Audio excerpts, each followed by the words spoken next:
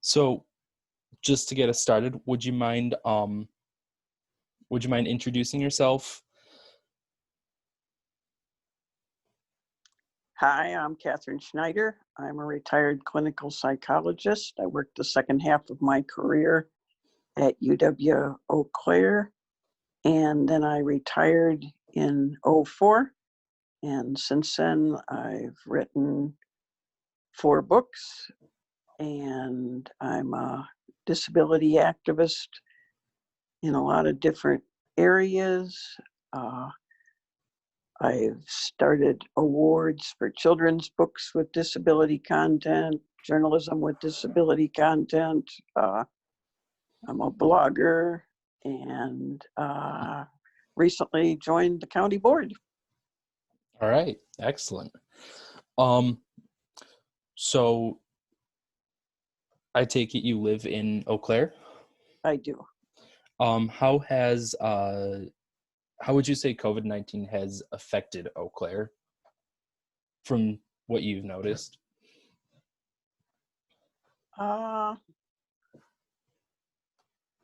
Less people out on the streets. Lots of buildings closed. Mm-hmm. Restaurants only doing takeout, and the little ones, I worry whether they'll open back up ever. Yeah, I feel like that's a common theme no matter where you go in the state. Which I've been concerned about local businesses too, with everything going on, but hopefully things will start recovering soon. When you first learned about COVID-19, what were your thoughts about it? And since then, how have your thoughts changed?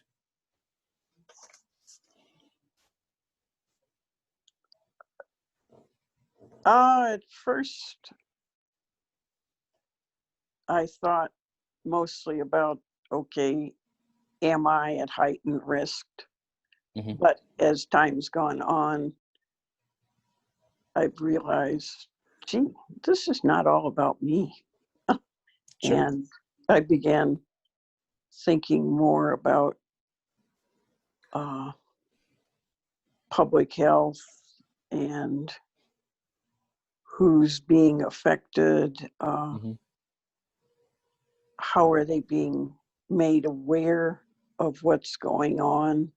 How does this affect different parts of the disability community? Mm-hmm.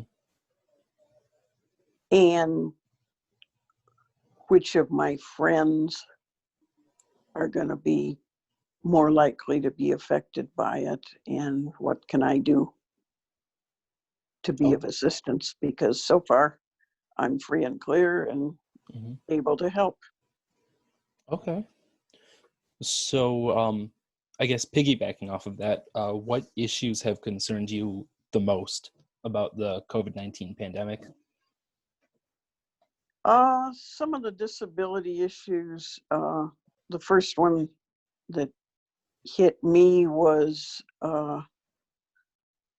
the county board went to online meetings, and they use a platform called WebEx, which right on its front page says it doesn't play well with screen readers. I'm blind and use a screen reader. And so at first I thought, oh, gee, maybe they should use a different platform. Well, they didn't think they should use a different platform. So it was how can I make this work? And they do have a dial-in number for the WebEx conferences. Mm-hmm.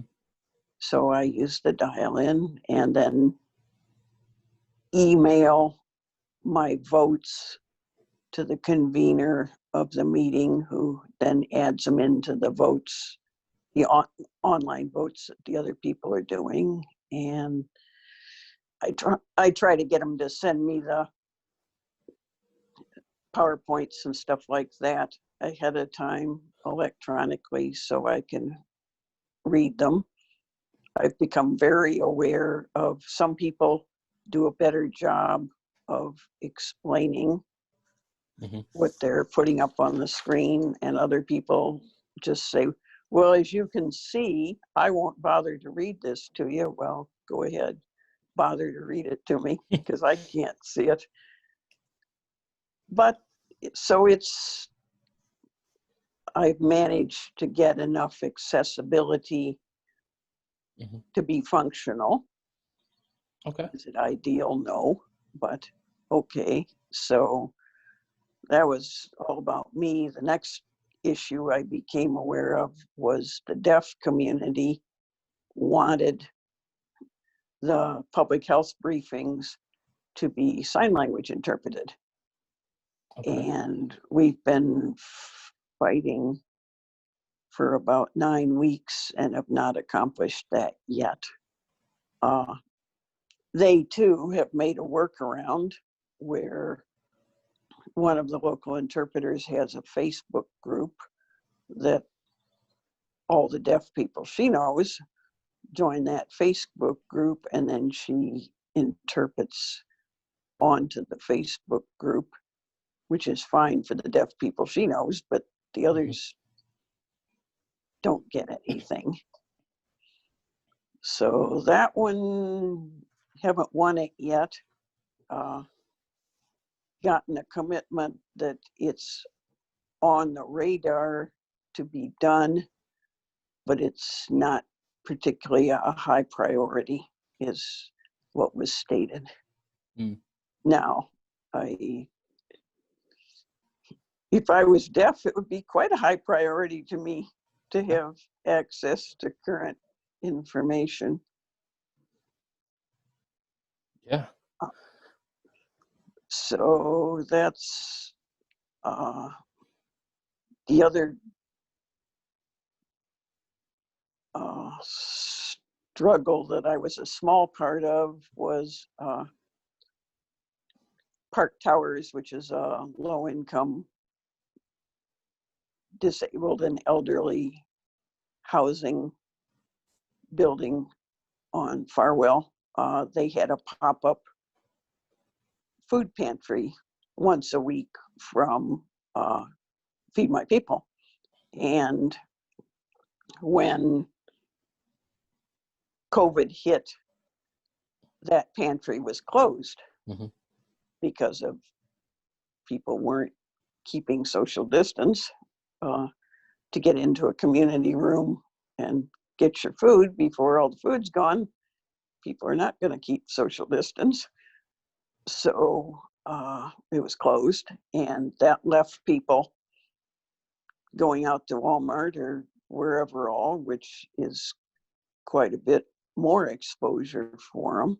Right. So when I found out about that, I got involved with reaching out to various levels of city government saying, this is wrong. And you and I both know it's wrong.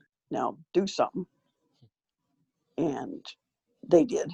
And it's back being the food is delivered to people's doors instead of having it in a community room. It's handed out individually. So that was a good workaround. But it took pushing people to kind of think outside the box about how we're going to get this done. Okay. Then another thing that I thought about was, okay, single people. If you're safer at home, sheltering by yourself, and you're in the retired, quote, vulnerable age group or situation, you might need somebody to check on you every day, just to see, because you wouldn't necessarily speak to anybody on a given day, and they wouldn't miss you if you fell sick. So I established a small group of friends of mine that were in that situation and were interested. And every day I either send them an email or a phone call, depending on which works better for them. And then if they don't answer that day, I would try one more time, and then I'd go over and do what it took to get in their house and intervene. Okay. Now, luckily, so far, everybody's answered and it's all good. And it's just sort of a fun little, every morning I send out some goofy question or something and they respond, and fine. But it's one of those neighbors helping neighbors kind of things. Mm-hmm. That's the good part of COVID that I've seen. I've had a lot of offers from people of, hey, if you need anything from the grocery, just let me know. A few of them, I've taken them up on their offer, but it's my way of being able to do that for other people, is doing a little bit of a check-in. And then there's a visually impaired support group, and I offered that if there was some single folks in that group that needed checking on, I would check on them and see if they were aware of all the resources that there are in the community. Or Mm-hmm. so I did a little bit of resourcing for some of those people. Okay. And then I decided that I would offer to the Chippewa Valley Post, which is a little tiny online news outlet in the community. I would do a column for them, Corona Chronicle, from the sidelines of this whole thing, and try to put out some kind of mental health stuff, but not in a preachy kind of a way, but in a humorous, Mm-hmm. down home kind of a way. So I do 2 or 3 posts every week for that. Okay. So it sounds like you're a very community oriented person. So I'm curious, Well, I have the luxury of being retired, so Sure. I can find my own projects and do what I want to do. Of course, yeah. So I'm curious, how has the COVID-19 outbreak affected your community? I mean, you mentioned a little bit about people kind of looking out for each other. Has that been a theme, or is that kind of an outlier in some of the communities that you're in? I think that's a theme, a sort of a odd way that it's affected me and Mm-hmm. it affects other blind people. The social distancing thing is hard to do when you're blind, because when you're blind, you don't see. Mm-hmm. So how do you know that you're 6 feet from somebody, Right. or less than 6 feet, or more than 6 feet? And the Right. only way you know is if they make a noise. Mm-hmm. And northern Midwestern people are very polite and quiet. Mm-hmm. And the most they might do is smile. And smiling with their face masks on probably doesn't do sighted people much good either. But anyway, so you got, how am I going to get information from people? Now, what I ask people to do is, please say, hi, I'm passing on your right. Mm-hmm. Even if they don't know their right from their left, at least it gives me a high so I can kind of judge where they are. Or better yet, my pit bull that looks like it would like to eat your dog is with me, so that I know that my new seeing eye dog is responding to a pit bull that looks like it wants to eat me. Because a lot of times people with a misbehaving dog just try to scoot by real quick. And so the dog is the first thing I know that there is somebody around is I hear a snarl. And that kind of gets your attention. And I would so much prefer a hi, Fifi and I are passing on your right kind of thing. So that's an odd wrinkle, Mm-hmm. the social distance thing, as I think about when church opens back up. Not even sure I'm going to go. Mm-hmm. My faith is important to me, but trying to sit, I love sitting in the back row and yakking with the other people that sit in the back row. And doing that at a 6-foot distance is going to be hard to yak during Mass. But also, when it comes time to go up to communion, I usually take somebody's elbow, because sure, my dog can get me to the front of the church and then they can lead me straight out the back door too. Whereas if I've got somebody's elbow, I know when we're back to my seat. But with a 6-foot distance, Mm-hmm. there's no approved way to take somebody's elbow at a 6-foot distance. Right. Yeah. So I don't know if I'm going to even bother with that at the moment, because you can watch services on Facebook or whatever. Right. As I talk with other blind people, the social distance thing, I think Eau Claire is politer. A lot of people have been getting sort of snarled at by people if they invade their social distance. You're too close. Mm-hmm. Well, hello, you could have said something before I got too close. But I've not experienced that kind of snarly behavior, but other blind people in others places have talked about that.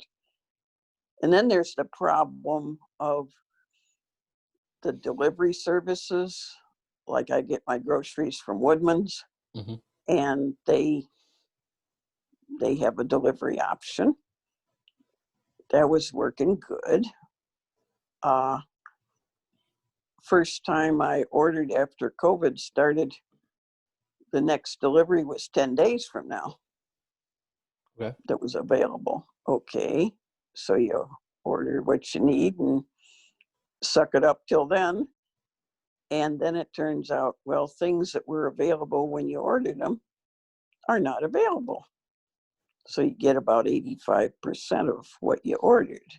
Now, the reason is that whole delivery thing was started for a small group of little old ladies like me who don't drive.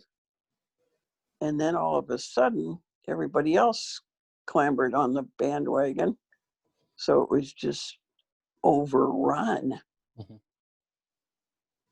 But the good news is, I think because of COVID, there will be more delivery options available in the future, because I think people are liking them.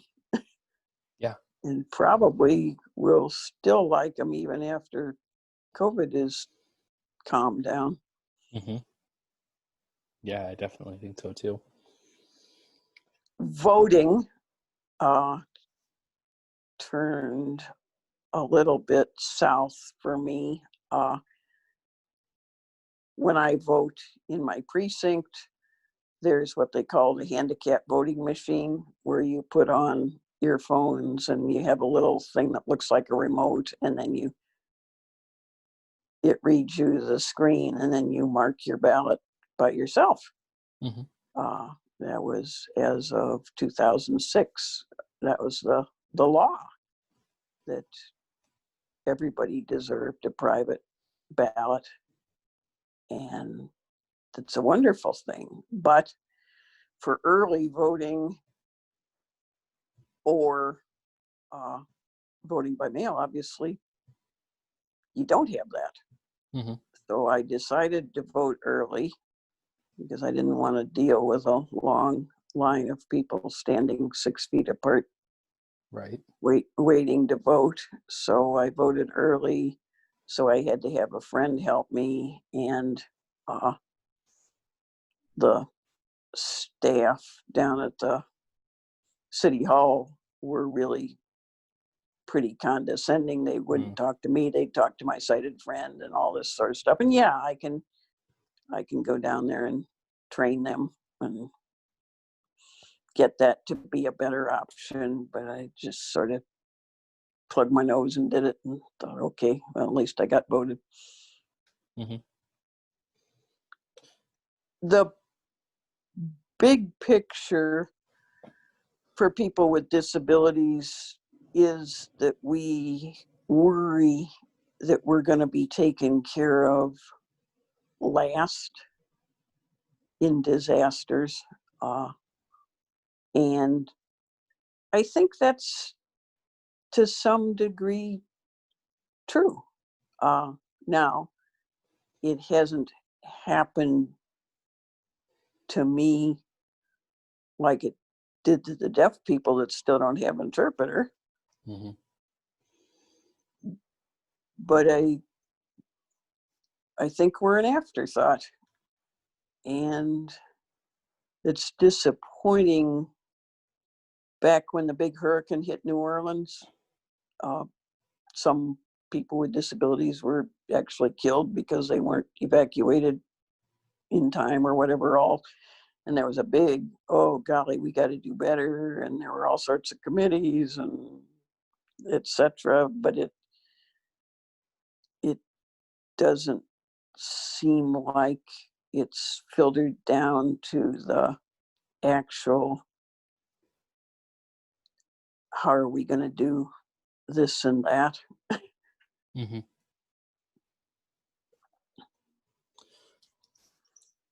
My next crusade is with the church thing.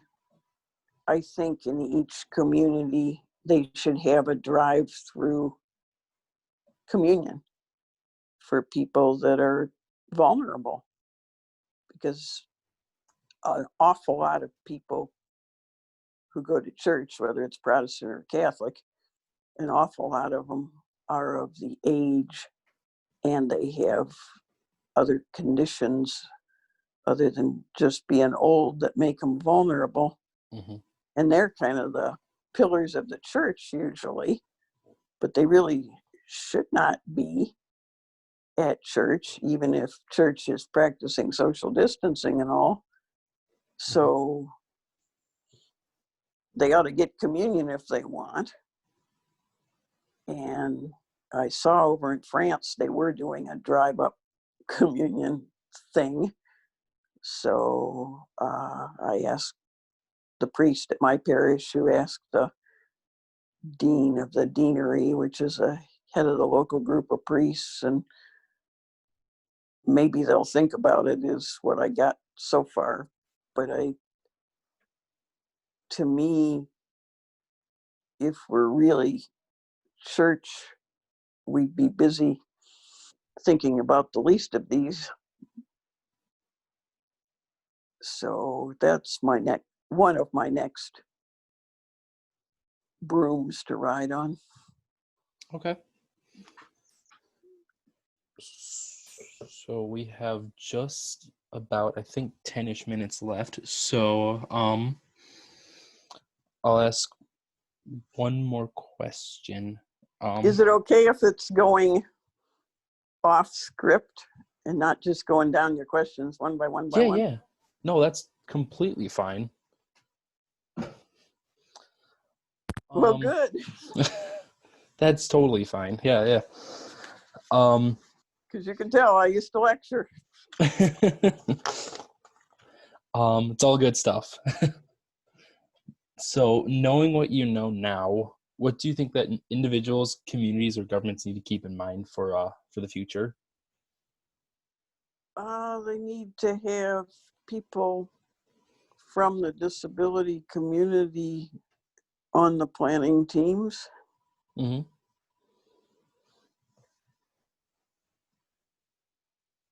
Which is broadly why I ran for county board, because I had the feeling that disability issues are everywhere. And if people who experience them on a daily basis aren't at the table, Mm-hmm. they're not things that other people think of. And that proved true even before COVID. But now I really feel like that there's a lot of things that could get better if people become aware of them and realize that, okay, we're coming up with the 30th anniversary of the Americans with Disabilities Act, and we can feel good about the ramps, curb cuts, etc., but there's so much more that we need to do, like information access needs to be worked on, and obviously emergency planning needs to be worked on. Mm-hmm.